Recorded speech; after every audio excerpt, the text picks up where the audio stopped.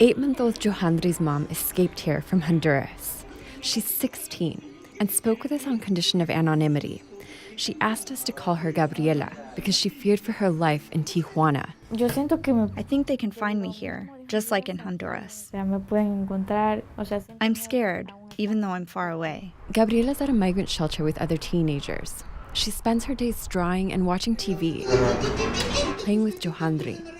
She was recently assigned a psychologist because of death threats she says she's received, including one from a stranger in Tijuana. She says it all started a year ago at a school in Honduras when she got a message from a local cartel boss known as El Diablo through her classmates who were his associates. They asked if I could see him, but who wants to meet a person from a gang? I just ignored them. When she got pregnant by her boyfriend, Gabriela says El Diablo's associates stopped her on her way home from school. They had another message. They said they weren't going to let the boy be born. Terrified, she hopped on a bus to the U.S. Her boyfriend said he'd catch up with her later. She says her son was born in southern Mexico, in a public bathroom. There, she joined a caravan of asylum-seekers, the first one that provoked the wrath of President Trump earlier this year. When they arrived at the border, she thought they were finally safe. But then she heard the Trump administration was taking babies from parents once they entered the U.S. She realized she had nothing to prove her child was hers. I couldn't turn myself in because I don't have the boy's birth certificate. When we spoke to Gabriela, she was working to get the baby's documents through Mexico's Child Protective Services.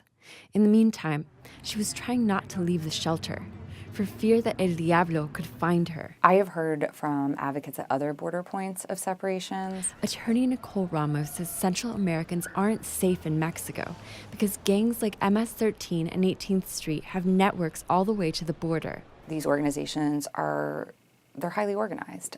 They have amazing communication systems, and they are able to track people and find people if they have an interest in finding them. As homicide rates are at an all-time high in Tijuana, Gabriela feared she could also end up dead, like so many other bodies overcrowding the morgue in Tijuana.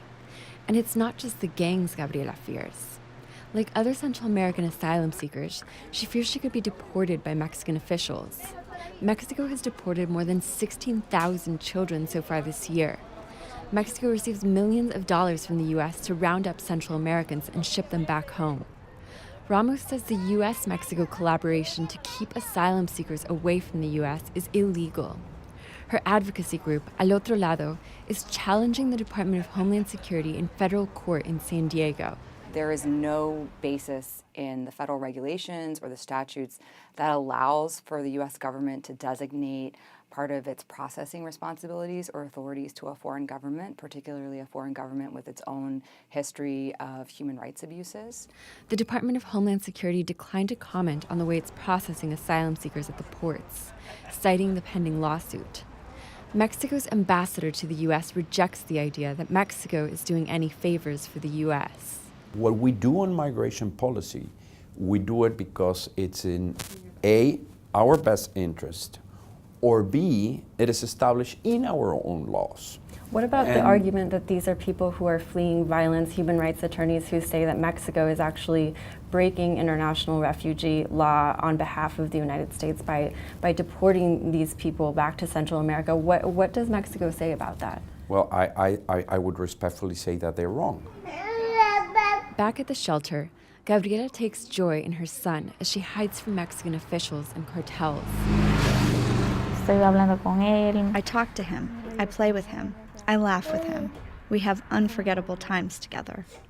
Gabriela says her boyfriend decided not to follow her after all, so it's just her and the baby. Although Gabriela feared for her life in Mexico, she was willing to wait for her baby's papers. She didn't want to risk losing him to the U.S. government, not after saving him from the gang in her hometown. And the wait was worthwhile. Shortly after we interviewed her, she was able to cross into the U.S. with her baby, where she's now pleading her asylum case. But now, Gabriela faces yet another hurdle. Attorney General Jeff Sessions has moved to deny asylum to people fleeing gang violence.